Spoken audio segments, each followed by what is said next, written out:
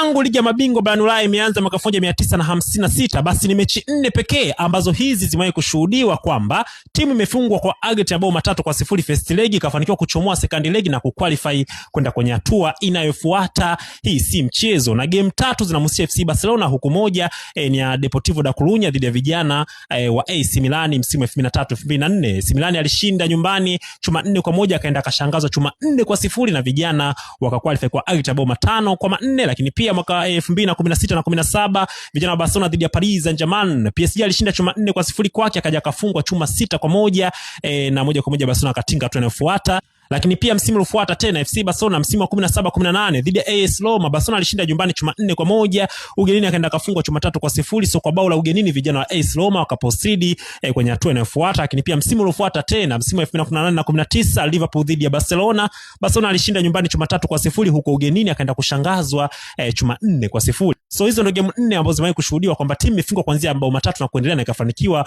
kupiga comeback. So kwa haraka tangu mwaka 2020 mpaka sasa timu ikishafungwa 3-0, hiyo ni mkono wa bye baba Jeni. So tunaweza kusema kwamba Manchester City, vijana wa Chelsea, Sporting Lisbon hawa mdogo safari ya kuondoka kwenye mashindano wameshaianza.